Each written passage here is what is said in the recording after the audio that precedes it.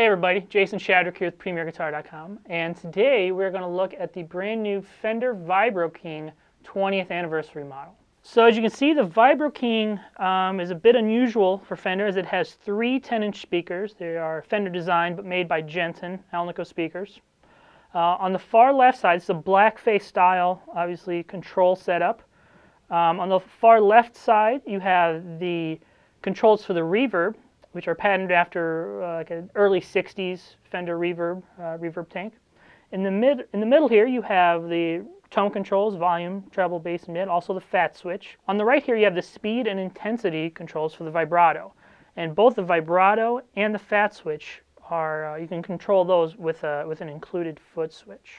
It comes in at 60 watts and is powered by 5 12AX7 preamp tubes, 2 6L6 power tubes, and a 6V6 tube that drives the reverb.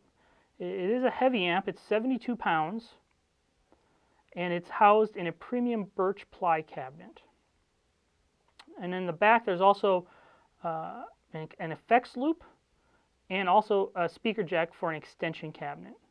So for these demos, I will be playing a late 90s Mexican-made Fender Stratocaster with Rio Grande pickups straight into the front of the amp, and I'm in the first input.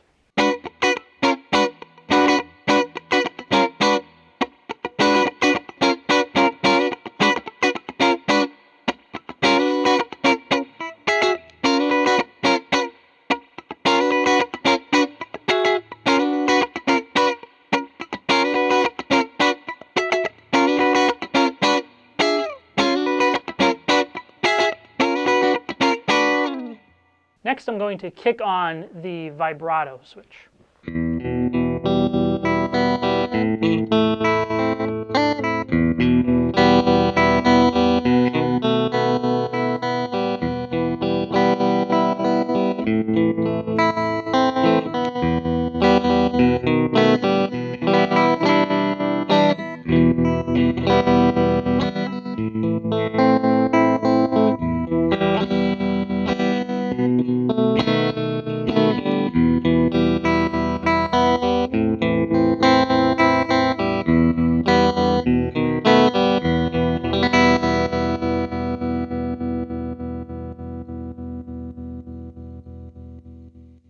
One of the cool things about the Vibro-King is that for the reverb, you're actually plugged into the reverb portion of the amp before it hits the main power section of the amp, much like you would if you had a reverb tank sitting on top of your amp.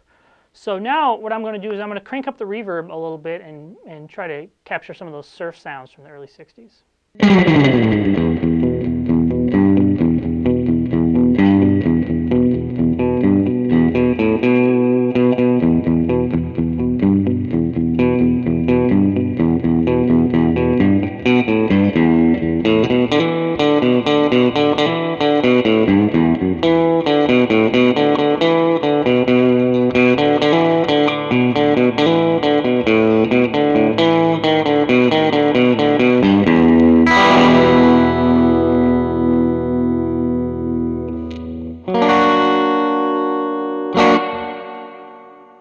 Now we're going to crank the volume up a little bit so the amp is past the point of breakup to get some more of that compressed natural tube distortion.